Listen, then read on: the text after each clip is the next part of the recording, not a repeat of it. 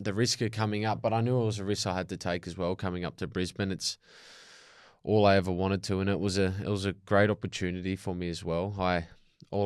I've said it, God, if I sound like a broken record, I just wanted to play in the NRL, so that's all I really wanted to do. So as soon as I found out that the opportunity arose, I came up within the coming days. I packed up and moved my life up to Brisbane. I was also fortunate to have two very close mates. Fletch is my best mate, who I was able to move straight in with. So I felt at home right away, and plus being able to go into train with the boys that I met at the time, and now my teammates and my close friends, it all became quite easy to be a part of too. Yeah, what was the move? You said it was pretty sudden. What entailed the move?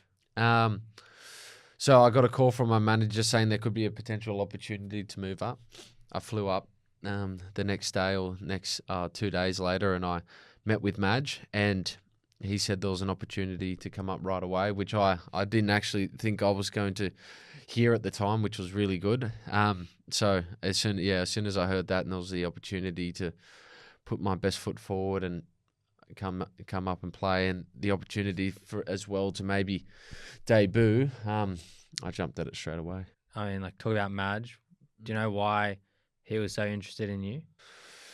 Not necessarily. Obviously, I must have been going okay in New South Wales Cup to be noticed. It was Simon Scanlon, who our recruitment person, that got a hold of my manager, and at the same time, I got to give a lot of praise to my manager as well, who found the opportunity to come up. Coming up, you obviously were you 25 or 26? I was 26 when I came up. Yeah. So you're 26. In terms of NRL, that's a pretty late bloomer, I guess, in terms of debuting and stuff. How did you feel when Madge finally told you you're going to make your NRL debut? It was the best feeling. I still remember everything that happened. I remember I went up to his office. He told me. I was quite emotional too. It was there was something I just wanted to hear in my life. It was everything I've worked towards, and then I went to the car, broke out in tears, called my parents, and then they were stoked for me as well. Then I went on to call my friends, went home, saw my girlfriend. She was very happy for me too, which was nice, and it was a great feeling. Yeah, what kind of keeps you going when you're getting to that age, 26, 27? The offers probably aren't coming as fast as when you were 18, 19, 20.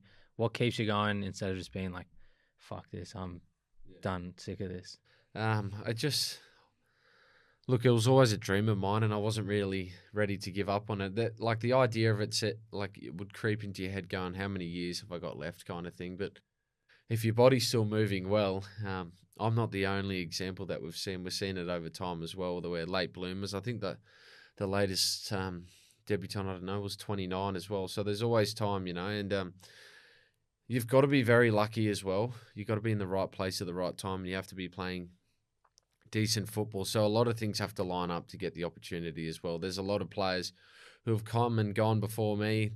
That haven't really got the opportunity, but we're a lot better players than what I am. It's you got to be very fortunate, and I'm very appreciative of what's happened in my life so far. Yeah. Do you remember that day, your first NRL game?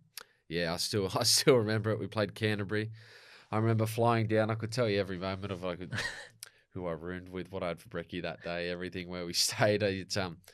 I'll never forget the memory. The highlight of that was just walking out for the first time at sorry, where did we play? Acor? Yeah, cool. Yeah, cool. And I just remember the lights and all that, and I just had a big smile on my face too. I usually get quite nervous before games, but for some reason I was just ecstatic, and I was very grateful to be in that moment. Were you nervous sitting on the bench at all, or were you kind of like... Yeah, I was, because I knew when I was a chance to go on the field, but every time I was watching the clock the whole time saying, are you ready to go yet? Are you ready to go? It's getting time. You better be ready and all this. And you start telling you things, but at the same time, I was so keen to get on. Yeah. I was so keen to get on. It's, to be able to play with some of the teammates I was playing with as well, I was confident. And then you how many games did you end up playing last year? 10. 10. So you kind of came in the back end of the season and did a job. you're pretty much a full-time NRL player now. How's that differed for you? You got to remember why you really started. I guess like it's all, just to be able to play one NRL game was everything I strive for. But I've and being an NRL player, it's what I want to continue to do for as long as I possibly could, because it's all I ever wanted to do. So yeah, and I've worked in jobs where I didn't really like as well, and you compare that to being a full-time professional football player, I would pick this one.